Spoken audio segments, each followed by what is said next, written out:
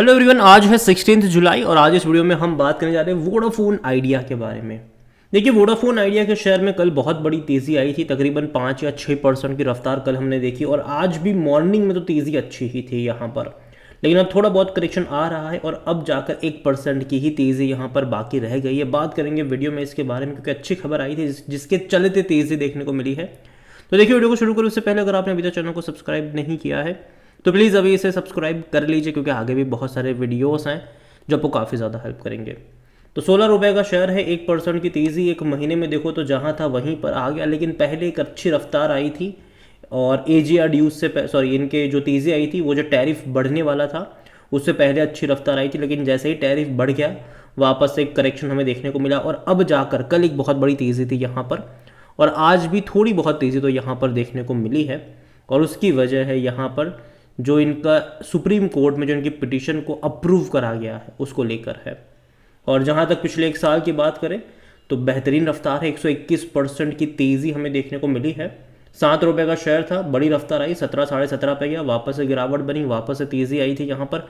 और ये जो तेज़ी थी वो एफपीओ के बाद बहुत बड़ी देखने को मिली। फिर देखो, एफपीओ में इन्होंने 18,000 करोड़ रुपये रेज कर लिए। इसके अलावा खबरों का बाजार गर्म था और खबरें आ रही थी कि अब देखो प्रमोटर यहाँ पर तकरीबन 3,000 करोड़ रुपए इन्फ्यूज़ करने वाले हैं। एक और खबर थी कि बैंक्स के ज़रिए तकरीबन 14-15,000 करोड़ रुपए रेज़ करे जाएंगे लोन के तौर पर। बाद में पता ही था कि इलेक्शन के बाद यहाँ पर टैरिफ बढ़ने ही वाले हैं, तो ऑलरेडी उसको भी मार्केट फैक्टर करके चल रहा था और तेज़ी देखने को मिली। और जैसे ही टैरिफ बढ़ गया वापस से गिरावट भी हमें देखने को मिल गई। और अभी देखो, मैं पहले से बोल रहा हूँ कि खबरों के ऊपर बहुत कुछ डिपेंड करेगा। अच्छी खबर आएगी तेज़ी आएगी, बुरी खबर आएगी कोई तेज़ी नहीं आएगी, इवन खबर नहीं भी आएगी तो भी कोई तेज़ी नहीं होगी। और जैसे ही खबर यहाँ पर आ गई कि भाई सिटी ने यहाँ पर बाय कॉल मेंटेन रखा है अपना और सुप्रीम कोर्ट ने इनकी जो पिटीशन है एजीआर ड्यूज़ को लेकर कि भैया फिर से कंसिडर करा जाए उसको लेकर इसको एक्सेप्ट कर लिया है। और यही वजह कि सिटी का जो बाय कॉल यहाँ पर मेंटेन है वो तकरीबन 39% का अपसाइड जो है वो यहाँ पर देख रहा है। सिटी ने ये भी कहा है कि अगर वोडाफोन के फेवर में अगर फैसला आता है तो एजीआर ड्यूज का 30 से 35,000 करोड़ रुपए कम हो सकता है। और ये बड़ी बात है, बहुत बड़ी बात है, क्योंकि ऑलरेडी देखो कर्जा इनकी सबसे बड़ी प्रॉब्लम है और अगर वो कम हो जाएगा तो इनकी प्रॉब्लम धीरे धीरे कम तो होती नजर आएगी। और जिस तरीके से टैरिफ बढ़े हैं मैं उम्मीद करता हूँ कि रेवेन्यू प्रॉफिट्स आपको बढ़ते नजर आएंगे। प्रॉफिट है नहीं, यहाँ पर रेवेन्यू बढ़ते नजर आएंगे और जो लॉस इतना ज़्यादा हो रहा है वो शायद थोड़ा सा कम हो जाएगा। यहाँ पर अगर आप देखो तो सिटी का जो बाय कॉल है वो अभी भी यहाँ पर इंटैक्ट है और उनका ये कहना है कि पोटेंशियल फॉर जो रिडक्शन है ड्यूज़ का वो तकरीबन 30 से 35,000 करोड़ के आसपास हो सकता है। ब्रोकरेज का जो टारगेट है वो 23 रुपये के आसपास का है उनका और तकरीबन 39% का अपसाइड ये यहाँ पर देख रहे हैं, जो कि अच्छी बात है। यहाँ पर on July 15 appearing on the date return telecom senior advocate Harish Salve told the bench led by the Chief Justice India D.Y. Chandrachud that the plea was filed in September 2023, but since then there has been restructuring in Vodafone Idea. The company's backer want a disclosure to adjust gross revenue। जो देखो Asia dues का बहुत सारा कर्जा है इनके ऊपर और कहीं ना कहीं उसकी कैलकुलेशन को लेकर बहुत सारी चीज़ें यहाँ पर चल रही है। उन्होंने ये भी बोला है कि अभी जो वोडाफोन की जो करंट लाइबिलिटीज़ यहाँ पर बनती है वो तकरीबन 58,254 करोड़ के आसपास की है गवर्नमेंट के पास।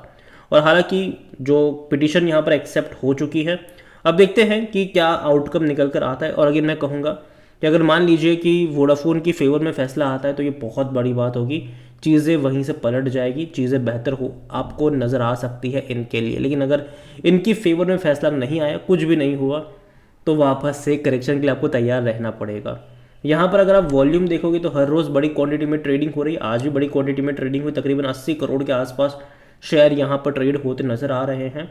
मार्केट कैप इसका 1,14,000 करोड़ के आसपास देखने को मिल रहा है। कंपनी को लेकर अगर हम देखें तो कंपनी में according to Moneycontrol user 100% लोग कह रहे खरीदारी करो। और जो कर्जेदार है, ठीक है, जैसे कि यहाँ पर अगर आप देखोगे तो नोकिया को इनको पैसा चुकाना था, एरिक्सन को पैसा चुकाना था, तो शेयर होल्डर अप्रूवल में ये मिल चुका है कि प्रेफरेंशियल अलॉटमेंट के थ्रू इनको शेयर्स दिए जाएंगे पैसों के बदले। तो देखा जाए तो डेट ऑलरेडी इतना कम हो रहा है, लेकिन हाँ प्रेफरेंशियल अलॉटमेंट के थ्रू शेयर मिल रहे हैं तो कहीं ना कहीं डंपिंग भी होगी यहाँ पर। और जहाँ तक बात करी जाए इस कंपनी में तो यहाँ पर डिविडेंड तो भूल जाओगे, आपको पे करेगा क्योंकि खुद कंपनी कुछ नहीं कमा रही है। और जहाँ तक वोडाफोन आइडिया के वैल्यूएशन की बात करें तो पी रेशियो इसका नेगेटिव में है, क्योंकि जाहिर सी बात है कंपनी लॉस कर रही है। 25% एनालिस्ट कहते हैं खरीदारी करो। फिनेंशियल्स देखेंगे अगर इसके, तो नंबर्स उतने भी कुछ खास नहीं है, काफ़ी ख़राब नंबर है। 10,000 करोड़ के आसपास का रेवेन्यू था इनका, और जो इनका प्रॉफिट था वो था ही नहीं, तकरीबन 7,600 करोड़ के आसपास का लॉस हमें देखने को मिला है।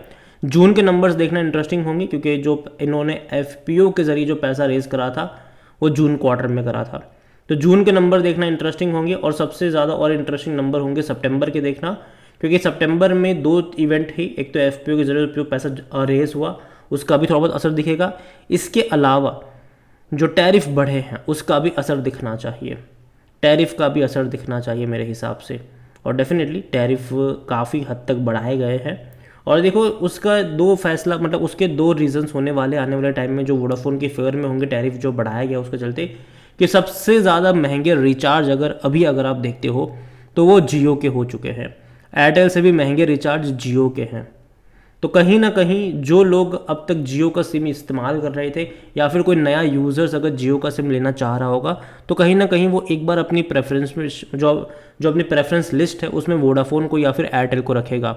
हालांकि बीएसएनएल की चर्चा कुछ ज़्यादा ही हो रही है, लेकिन फिर भी लोग नेटवर्क को भी ज़्यादा ध्यान में देते हैं। तो कहीं ना कहीं एयरटेल और वोडाफोन उनकी लिस्ट में होगा। तो अब तक हम देख रहे थे कि वोडाफोन के जो सब्सक्राइबर है वो लगातार इसको छोड़ कर जा रहे थे, लेकिन आने वाले टाइम में मुझे लगता है कि वोडाफोन के जो सब्सक्राइबर है वो जो छोड़ के जा रहे थे अब वो शायद नहीं जाएंगे, बंद हो जाएगा जो छोड़ने वाला सिस्टम है वो, और उसका फ़ायदा शायद मिल सकता है। और अगर ऐसी भी खबरें अगर आई आने वाले टाइम में कि सब्सक्राइबर जो लॉस हो रहे थे अब वो नहीं है, ठीक है, तो शायद वो भी पॉजिटिव तौर पे काम करेगा और यहाँ पर तेज़ी उसके चलते भी देखने को मिल सकती है फ्यूचर में। तो देखो खबरों का बाजार गर्म है, कई सारी खबरें आपको देखने को मिलेगी, जैसे कि सुप्रीम कोर्ट ने इसको एक्सेप्ट करा है। अगर आने वाले टाइम में कुछ राहत मिलती है, पॉजिटिव अगर होगा तो अच्छी बात है। इसके बाद बैंक से भी जो पैसा रेज़ करने को लेकर प्लान है वो भी यहाँ पर देखना इंटरेस्टिंग होगा। अगर सक्सेसफुली पैसा रेज़ करते हैं तो वो भी काफ़ी अच्छा होगा। और इसके अलावा अगर इनके जो सब्सक्राइबर जो अब तक छोड़ के जा रहे थे, अगर वो आने वाले टाइम में नहीं छोड़ के जाएंगे, रहेंगे, तो वो भी एक पॉजिटिव चीज़ होगी इनके लिए। तो बहुत सारी खबरें हैं, अब खबरों के ऊपर डिपेंड करेगा कि यहाँ पर क्या चीज़ देखने को मिलती है। शेयर होल्डिंग में प्रमोटर के पास 38.17% की होल्डिंग है। प्रमोटर यहाँ पर 2 लोग हैं, वोडाफोन ग्रुप और Aditya Birla group. Mutual fund के पास यहाँ पर 4.75% का स्टेक देखने को मिल रहा है। डोमेस्टिक के पास 0.75% की होल्डिंग है, और एफआईएस यहाँ पर 12.13% का स्टेक लेकर बैठे हुए हैं। यहाँ पर रिटेल और अदर की बात करी जाए तो 44.20% की होल्डिंग है, जिनमें से रिटेल इन्वेस्टर 6.20% पर है, और जो अदर पार्टीज है वो 38% का स्टेक यहाँ पर लेकर बैठे हुए हैं। ओवरऑल मैं यही कहूँगा आपसे कि देखो कंपनी खराब थी, लेकिन अभी खबरों का बाजार गर्म है और उसके ऊपर बहुत कुछ यहाँ पर देखने को मिल रहा है। अगर आने वाले टाइम में यहाँ पर चीज़ें पॉजिटिव नज़र आई तो चीज़ें बेहतर भी हो सकती है, अगर नहीं आई तो वो भी बात की बात रहेगी, लेकिन हाँ चीज़ें बेहतर होना ज़रूरी है इसके लिए, और ख़बरों के ऊपर ही बहुत ज़्यादा डिपेंड होने वाला है ये। तो नज़र रखिए इस कंपनी के ऊपर। और अगर नहीं, मेरा पर्सनल ओपिनियन है, कोई भी इन्वेस्टमेंट एडवाइस नहीं। वीडियो को यहीं बैंड करता हूँ, पसंद आया हो तो लाइक करो, शेयर करो, चैनल अगर पहली बार है तो प्लीज़ सब्सक्राइब करें। और वोडाफोन आइडिया के बारे में आप क्या सोचते हैं वो भी आप मुझे कमेंट में लिखकर बता सकते हैं। Thank you.